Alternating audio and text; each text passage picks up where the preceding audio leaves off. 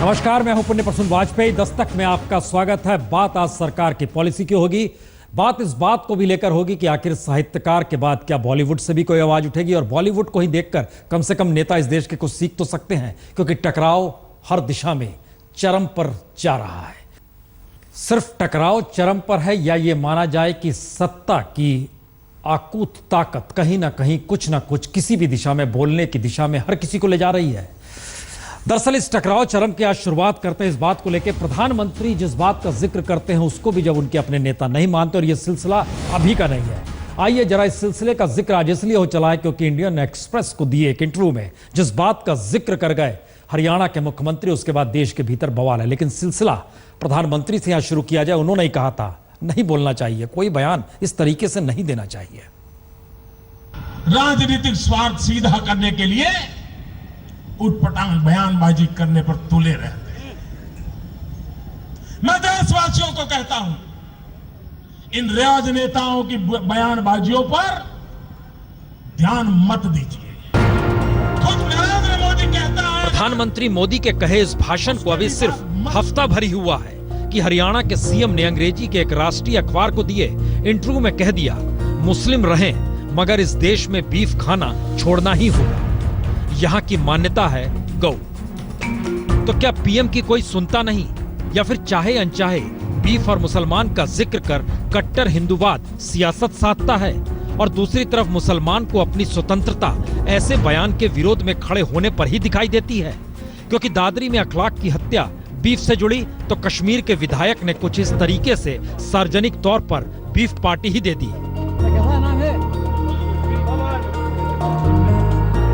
और इस पार्टी से सत्तारूढ़ बीजेपी के विधायक इतने गुस्से में आ गए कि अगले दिन विधानसभा में बीफ पार्टी देने वाले निर्दलीय विधायक इंजीनियर राशिद को मारने ही दौड़ पड़े।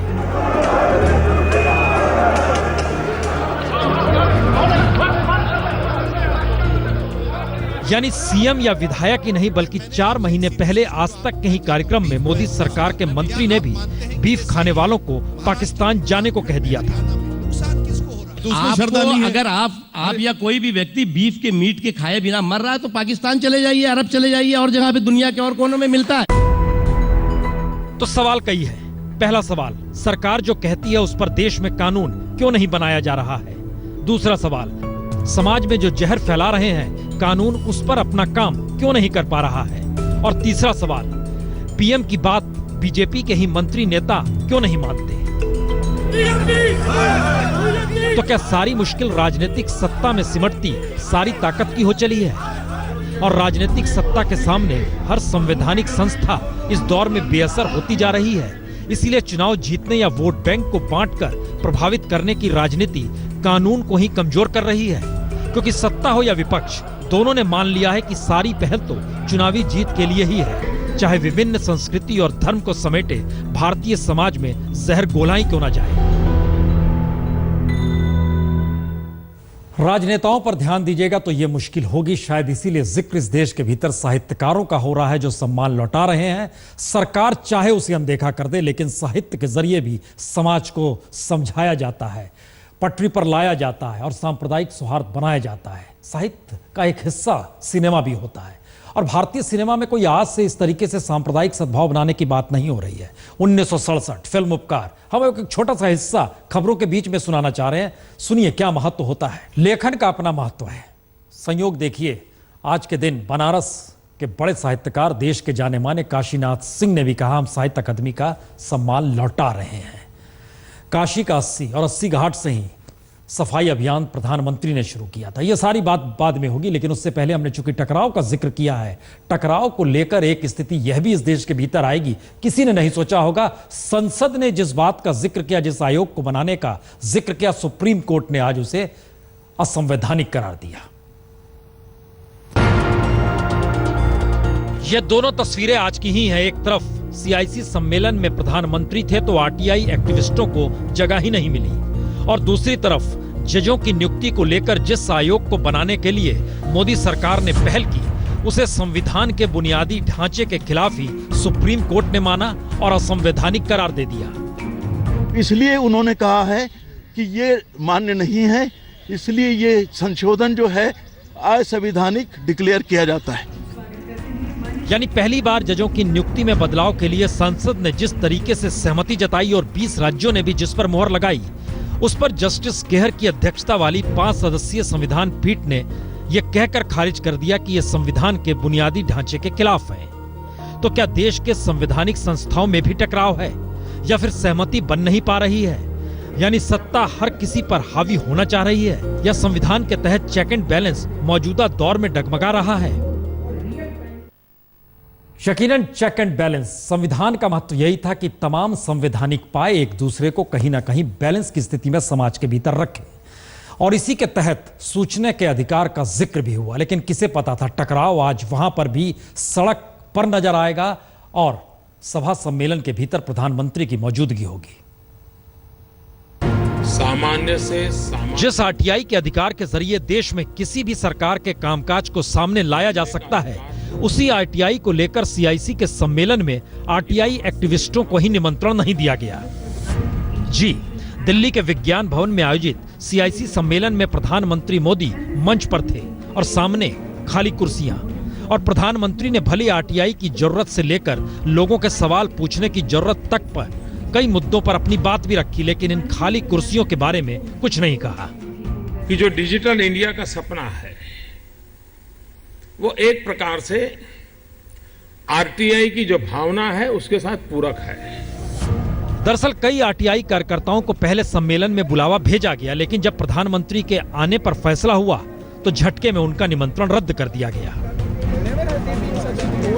तो हम तो जाएंगे ही नहीं, और हम इस पूरे कमीशन के खिलाफ भी एक आवाज उठाएंगे, क्योंकि बहुत सारे ऐसे लोग भी थे जिनको कि कहा गया कि आपको निमंत्रण है, लेकिन फिर सिक्योरिटी कंसर्न्स के कारण कहा गया कि आप इनॉग्यूरल सेशन नहीं अटेंड कर सकते, इसीलिए हम भी नहीं गए उस इनॉग्यूरल सेशन में। आरटीआई एक्टिविस्टों का आरोप है कि हर बरस 200 से ज्यादा एक्टिविस्टों को बुलाया जाता है सीआईसी के सम्मेलन में, लेकिन इस बार सिर्फ दर्जन भर लोगों को ही बुलावा भेजा गया।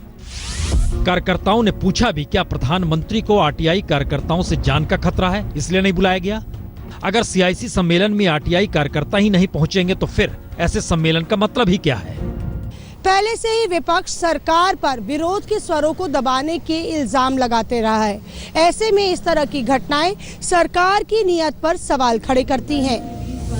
तुम मुश्किल ये नहीं है कि सरकार और कहीं ना कहीं उन संस्थानों के साथ भी टकराव की स्थिति आ गई। एक मुश्किल और है, दुनिया एक बाजार के तौर पर हर देश को देखती है और बाजार अपने आप के जरिए कहीं ज्यादा ताकतवर बनता चला जा रहा है। डिजिटल इंडिया का जिक्र प्रधानमंत्री करते हैं और जुकरबर्ग उसके जरिए धंधा तलाश रहे हैं। कैसे, क्यों? जरा इस रिपोर्ट को देखिए। 28 तारीख को वो दिल्ली में होंगे जुकरबर्ग।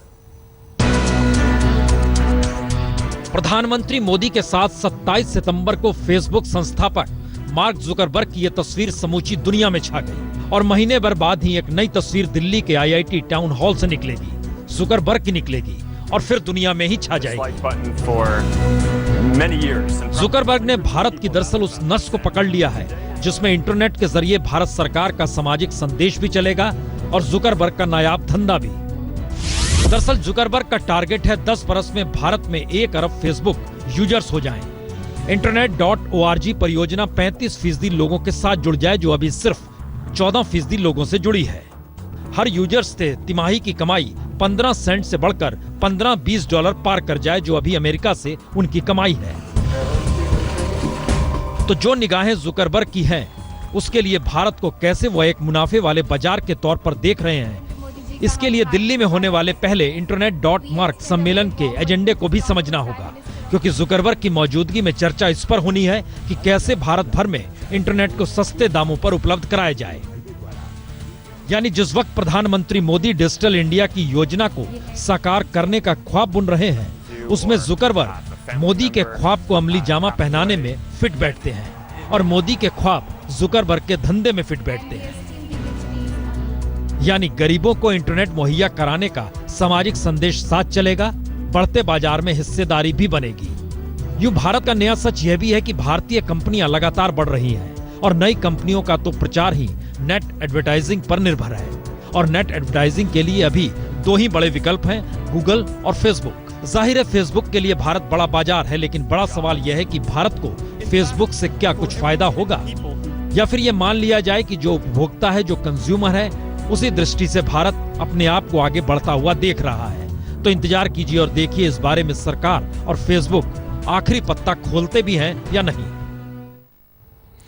यह सवाल इसलिए महत्वपूर्ण है क्योंकि कहीं ना कहीं कंज्यूमर, उपभोक्ता बाजार जो कहिए वह हिंदुस्तान की एक नई तासीर के तौर पर उभर रही है। नए सिस्टम में इकोनॉमिक पॉलिसी के तहत आप कह सकते हैं देश की न्यूनतम जरूरत और देश की सहूलियत, इन दोनों के बीच एक बड़ा गैप आ चुका है। गजब की विषमता है। जरा इस रिपोर्ट को देखिए, कुछ और बात साफ होगी।